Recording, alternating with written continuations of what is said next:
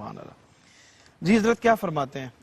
ریاکاری ہمارا موضوع ہے قرآن و بسم سنت اللہ الرحمن کیسے الرحیم. رہنمائی ملتی ہے؟ قال اللہ تبارک و تعالی فویل للمصلین الذین هم عن صلاتهم ساہون الذین هم یراؤون ویمنعون الماعون. ریاکاری کو سرور بھائی اللہ تبارک و تعالی نے اتنا ناپسند فرمایا ہے اور سرکار دو عالم صلی اللہ علیہ وآلہ وسلم نے اس کو شرک اصغر فرمایا ہے. اور قرآن مجید میں ایک دوسرے مقام پر خالق کائنات نے فرمایا کہ تم اللہ کی عبادت میں کسی کو شریک مت ٹھہراؤ. یعنی عبادت تو اللہ کی ہے، اس میں کوئی کیسے شریک ہو سکتا ہے؟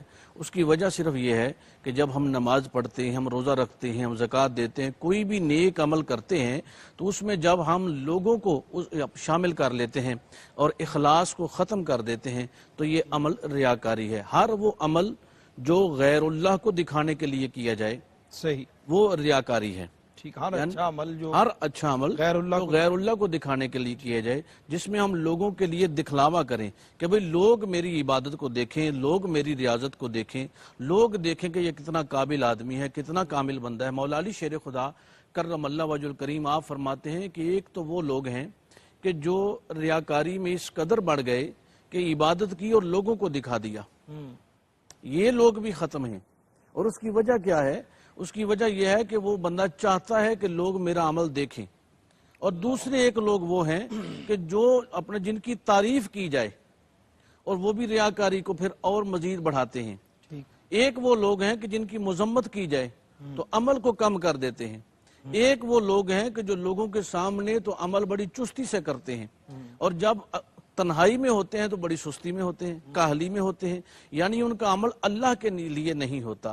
لیکن ہر عبادت، ہر نیک عمل وہ اللہ کے لیے ہے. اخلاص یہ ہے کہ وہ اللہ کے لیے کیا جائے. حضرت ام المومنین سیدہ عائشہ صدیقہ رضی اللہ تعالیٰ عنہ، حضرت جناب سیدنا امیر المومنین عثمان غنی رضی اللہ تعالیٰ عنہ نے آپ کو ایک لونڈی پیش کی گھر کا کام کاج کرنے کے لیے، خدمت کرنے کے لیے. تو حضرت ام المومنین اس خادمہ کا کام بھی خود کر دیتی ہیں. وہ ایک دن عرض کرتی ہے کہ اماں جی میں آپ کی خدمت کے لیے تھی لیکن آپ میرا بھی کام کر دیتی ہیں. لیکن اس پہ ایک خاص پہلو کیا تھا کہ جب دروازے پہ کوئی سائل آتا مانگنے والا تو آپ وہ جو صدقات و خیرات کرنا ہوتا اس لونڈی کو عطا فرماتے کہ جاؤ اس کو دے کے آؤ. وہ ایک دن عرض کرتی ہے کہ بڑی عجیب بات ہے، کپڑے میرے آپ دھو دیتی ہیں، گھر کا کام بھی کر لیتی ہیں، لیکن جب کوئی مانگنے والا آتا ہے تو وہ میرے ہاتھ سے اس کو دلواتی ہیں. سبحان اللہ. آپ فرماتی ہیں وہ اس لیے کہ جب وہ دعا دے تو وہ دعا تمہیں دے گا، اسے یہ معلوم ہوگا کہ تم دے رہی ہو، اس کی دعا سے تمہیں استفادہ ہو. یعنی ریاکاری سے اس قدر بچ رہے ہیں. اور حضرت با یزید بستامی علیہ رحمہ آپ ہر روز گزرتے ہیں اپنے مریدین، اپنے غلام، اپنے خداموں کے ساتھ، اور راستے میں بادشاہ کا دربار لگتا ہے اور بادشاہ درباریوں سمیت کھڑا ہو جاتا ہے جب آپ وہاں تشریف فرما ہوتے ہیں اور آپ کی دست بوسی کرتا ہے، آپ کو سلام نیاز پیش کرتا ہے اور توازے کی جاتی ہے، کھانا پیش کیا جاتا ہے اور آپ اس کے سلام کا جواب دیتے ہیں اور چلے جاتے ہیں. صحیح. ایک دن حسب معمول آپ گزر رہے تھے کہ بادشاہ درباریوں سمیت، یہ بڑی شان کی بات ہے کہ بادشاہ کھڑا ہو، درباریوں سمیت کھڑا ہو اور کسی اللہ کے ولی کے لیے. اور پہلے ہوا بھی ایسا ہی کرتا تھا کہ بزرگان دین کی بادشاہ جو ہیں وہ خدمت کرتے تھے، سلام نیاز پیش کرتے تھے.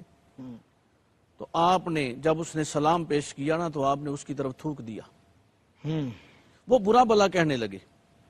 آپ کے مریدین خدام نے عرض کیا کہ حضور بڑی یہ غلطی ہو گئی ہے اور بڑا فائدہ تھا کہ بادشاہ درباریوں سمیت کھڑا ہوتا تھا، ہمیں سلام کرتا تھا، آپ کے علاوہ بھی ہم ان کے پاس آتے تھے، ہماری بھی خدمت تواضع ہوتی تھی. اب آج تو یہ ہمیں برا بلا کہہ رہے ہیں. تو حضرت با یزید بستامی علیہ رحمہ اولیاء کے سرخیل ہیں اور تصوف کے اندر جو آپ نے سوال ابتدا میں کیا تھا کس طریقے سے کس پہلو پہ تصوف میں تعلیم دی جاتی ہے، تو قبلہ حضور خواجہ صاحب نے آپ کو ارشادات فرمائے تھے، ہم اس سے محظوظ ہوئے. تو سرور بھائی آپ فرماتے ہیں کہ میں ہر روز جب یہاں آتا تو بادشاہ مجھے سلام کرتا تو میں اس کے سلام کا جواب دینے سے پہلے اپنے نفس کی طرف توجہ کرتا کہ یہ کہیں ریاکاری میں تو نہیں آیا، صحیح. یہ کہیں یہ تو نہیں محسوس کر رہا کہ بادشاہ وقت بھی تجھے سلامیں کرتے ہیں. لیکن آج جب میں یہاں آیا تو میں نے اس کے سلام کا جواب دینے سے پہلے اپنے نفس کی طرف میں متوجہ ہوا تو میں نے دیکھا میرا نفس ریاکاری کی طرف بڑھ رہا تھا، متکبر ہو رہا تھا.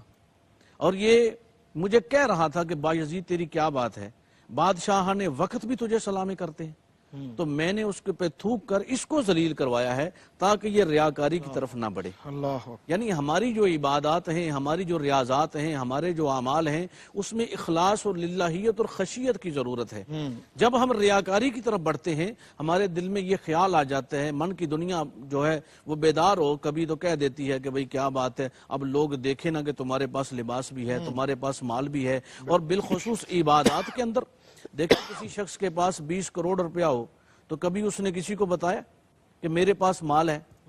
اور جو بندہ صاحب عبادت ہے، صاحب ریاضت ہے، اللہ کی عبادت کر رہا ہے، اور کبھی چھپ کر جو عبادت کی جاتی ہے، ہمارے تصوف کے اندر اس بات پہ بڑا زور دیا جاتا ہے کہ رات کو چھپ کر عبادت کیا کرو۔ صحیح صحیح۔ وہ رات کو جو چھپ کر پڑے ہوئے نوافل ہیں، جو کی ہوئی ریاضت ہے، اس میں اتنا لطف ہے، اتنا سکون ہے، اتنا سرور ہے کہ بندے کی فرحت کی کوئی انتہا نہیں رہتی، کیونکہ وہ معاملہ اس بندے اور اپنا اس کے خدا کا ہوتا ہے، اور اللہ اور بندے کا معاملہ ہے عبادت کا۔ عبادت ہے عبد و معبود کے درمیان، جب اس میں غیر اللہ شامل ہوں گے تو یہ ریاکاری کے پہلو۔ جی بالکل ٹھیک، بالکل ٹھیک۔ حضرت اس کی علامات کیا ہیں ریاکاری کی؟ کوئی شخص یہ سمجھے، یا اگر اس کے ذہن میں یہ بھی ہے کہ میں لوگوں کو ترغیب دینے کے لیے اپنا عمل جو ہے وہ ظاہر کر رہا ہوں، نماز پڑھ رہا ہوں یا صدقہ و خیرات کر رہا ہوں، یا کوئی بھی عمل ایسا جو ریاکاری کے زمرے میں آتا ہے، اس کی علامات پہچان کس طرح سے انسان خود پہچان سکتا ہے کہ یہ ریاکاری ہو رہی ہے؟ جی سرور بھائی بہت خوب۔ دیکھیں آپ نے دو چیزیں فرمائی ہیں، ایک یہ کہ ریاکاری کی علامات کیا ہیں، اور دوسرا یہ ہے کہ لوگوں کو دکھانے کے لیے اگر وہ عمل کیا جائے۔ لوگ دو طرح کے ہیں اس میں۔ اگر تو دیکھیں کوئی بزرگ ہیں، مشائخ میں سے ہیں، کوئی جید عالم دین ہیں، ان کا عمل چونکہ لوگوں کے لیے تاثیر کا درجہ رکھتا ہے، ٹھیک، اکثیر ہوتا ہے، صحیح، لوگ ان کو فالو کرنا چاہتے ہیں کہ بلا خواجہ صاحب جیسی شخصیت ہو، ان کا جو عمل ہے ہم جیسے لوگ چاہیں گے کہ ان کو فالو کیا جائے۔ اگر ان کا عبادت، ان کی ریاضت، ان کا اٹھنا بیٹھنا بسا اوقات کو ایسی کیفیت بھی بن جائے کہ لوگ یہ کہیں کہ یہ دکھلا رہے ہیں، لیکن ان کی جو نیت، ان کا جو اخلاص ہے صحیح، وہ اللہ کے لیے ہے۔ ٹھیک، جیسے جناب سیدنا صدیق اکبر رضی اللہ تعالیٰ عنہ جب آپ تشریف فرما ہوئے تو آپ کا تہمد بھی جو ہے وہ زمین پہ اپنا لٹک رہا تھا، صحیح، تو حضور نے فرمایا کہ جو ابو بکر کا تہمد ہے یہ غرور کی وجہ سے نہیں ہے، یہ غرور کی وجہ سے نہیں ہے، یہ ان کی طبی معاملہ ہے۔ تو اس وجہ سے اگر ان کا کوئی عمل باہر بیٹھ کے وہ کرتے ہیں، عبادت کرتے ہیں، تسبیح پکڑتے ہیں، تو وہ اپنی جگہ ہے۔ صحیح، لیکن عام آدمی دیکھیں، ہم تہجد پڑھتے ہیں کمرے کے اندر، لیکن صبح اگر کہیں بیٹھ کر کوئی کلام کرتے ہیں تو ہم اس اپنا جو بات بھی کریں گے وہاں سے دہرائیں گے۔ صحیح، بھئی میں رات 2 بجے اٹھا، پھر میں نے وضو کیا، پھر میں نے تہجد ادا کی، پھر اس کے بعد میں قرآن کریم کی تلاوت کرتا رہا، پھر میں تھوڑی دیر کے لیے سو بھی گیا، پھر میں نے فجر ادا کی۔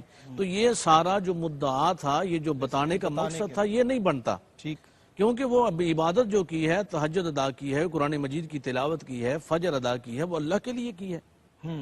اور جو صوفیاء ہیں وہ اس چیز سے دور رہتے ہیں، ٹھیک، وہ جو عمل بھی کرتے ہیں وہ اللہ کے لیے کرتے ہیں، لوگوں کو بتانے کے لیے نہیں کرتے۔ صحیح، ہم دیکھیں بسا اوقات یہ ہوتا ہے، لباس کسی نے اچھا پہن لیا ہے، ہم کہتے ہیں بڑا ریاکار آدمی ہے، بڑا اچھا لباس پہننا ہے، بڑا قیمتی لباس پہننا ہے، حالانکہ ہمیں اس کی نیت کا جو ہے ادراک نہیں، صحیح، ہمیں یہ معلوم نہیں۔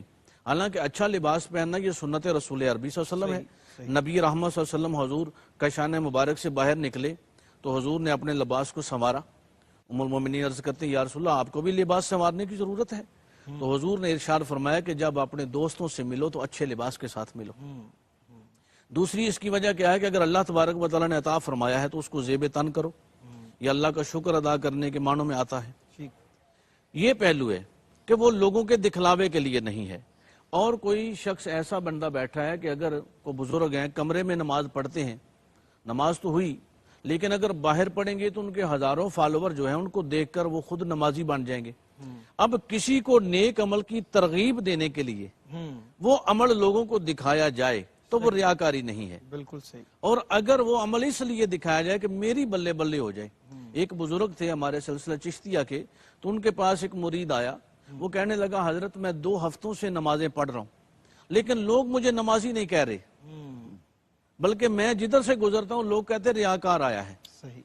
لیکن حضور آپ فرماتے ہیں دیکھو بیٹا، تم نماز اللہ کے لیے پڑھو، جب تمہارے دل میں یہ بات آ جائے گی، تمہاری نیت میں، قبلہ خواجہ صاحب نے فرمایا انما الاعمال بالنیات، تمہاری نیت میں یہ بات آ جائے گی میں اللہ کی عبادت کر رہا ہوں، اللہ مجھے دیکھ رہا ہے، تو پھر دیکھنا لوگ تمہیں کیا کہتے ہیں۔ اللہ، ایسا ہی اس نے کیا، دوسرے دن سے اس نے نیت اپنی کو درست کیا، اخلاص کے ساتھ عبادت کی، وہ جہاں سے گزرتا لوگ کہتے کتنا اچھا نیک آدمی ہے، بڑا نمازی ہے، بڑا پرہیزگار ہے۔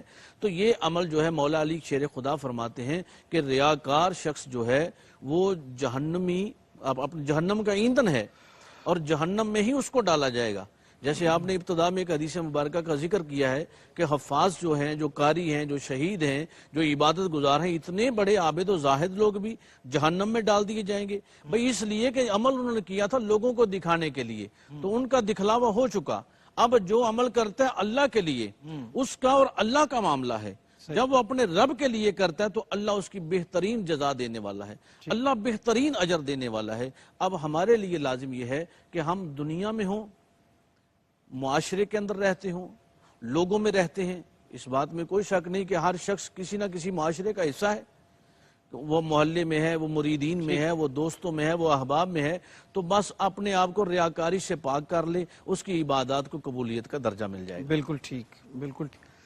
حضرت کیا فرماتے ہیں، ایک تو پہلو خاص طور پہ آج کل ہمارے ہاں جو ایک سوشل میڈیا کی ایک برق رفتاری ہے کہ ہم ہر کام، چاہے وہ عبادت کر رہے ہیں، حاضری کے لیے گئے ہوئے ہیں، طواف کے لیے گئے ہوئے ہیں، وہ حج شریف پہ حاضر ہیں، ہر جگہ پہ ہم وہ اس کو کر کے تو چاہتے ہیں کہ لوگ اس کو دیکھیں کہ ہم کیا کر رہے ہیں۔ اس کا تعلق چونکہ ہماری روزمرہ کی اب اور موجودہ مسائل کے ساتھ ہے، تو اس حوالے سے کیا رہنمائی فرماتے ہیں آپ؟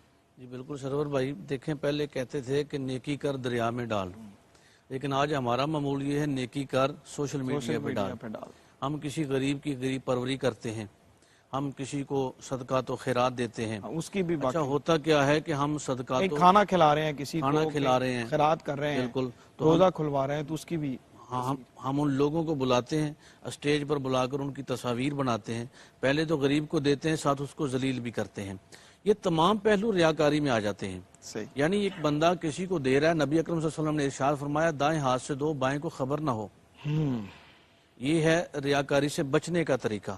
لیکن ہم اتنی دیر تک کوئی نیکی کرتے ہی نہیں، معذرت کے ساتھ ہم اتنی دیر تک نیکی کرتے ہی نہیں جتنی دیر تک 10 لوگ ہمیں دیکھنے والے نہ ہوں۔ صحیح۔